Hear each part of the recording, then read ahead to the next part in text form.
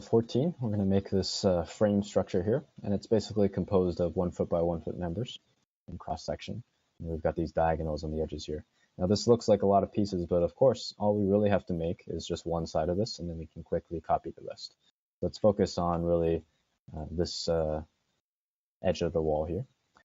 The first piece to make is going to be this bottom beam here, or the vertical. Let's do the vertical just so that it's easy to make the cross section on the ground. So it's a 1 foot by 1 foot rectangle. We're going to extrude it up to 10 feet. Go ahead and make that either a component or group. And then we're going to imagine if you were to push this column over and it would fall down onto its side. So we can do exactly that command and just clone with the rotate tool to leave a ghost there. And we've created our beam lying on the ground. Now the beam is actually 8 feet. So you can go ahead and make that change now if you'd like. Push the length back 2 feet. And now we can quickly make the remaining column and beam just by cloning what we already had. Now, keep in mind that if you wanted to do this clone as quickly as possible, you want to start your move command from this corner, the farthest outside corner. Because that corner you can pinch and place directly on the outside edge of this beam without having to do any other moves, because this endpoint's already here for you to snap onto. So that's just really the only strategy you need to keep in mind like here. And just illustrate that really quickly. If we needed to clone this column and we were to choose this edge, well, I can get it out here, but I can't get it exact if I didn't know the measurement. Whereas if I cloned starting from this corner, then I didn't have to care about typing in anything at all or remembering any measurements. I just snap on to this corner here. Creates the second column, and the same thinking for the beam. Imagine which corner would be the easiest to catch onto. Any of the ones on the top, but none of the ones on the bottom. Okay. We've made one edge.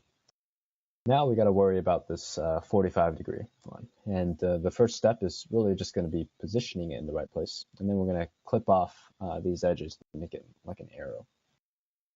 Simplest way to get to that is to grab either your column or your beam. Let's say the column will be easier here just because it's longer than we need, or it's closer to the total length we need.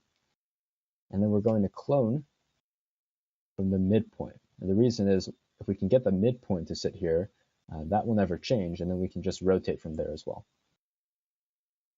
Add that, and you can place this piece now, the clone of it, either here or here. Let's just put it here for now. And then let's immediately rotate that piece from that point we've just locked on.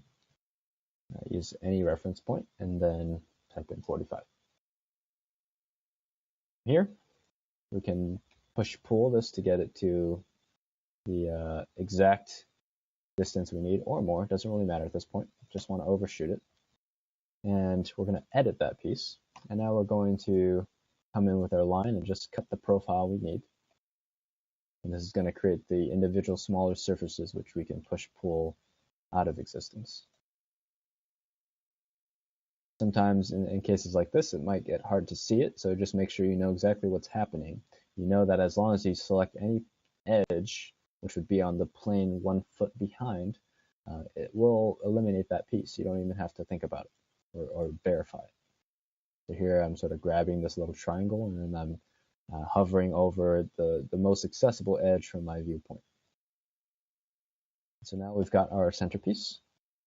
And from here, all we have to do is clone.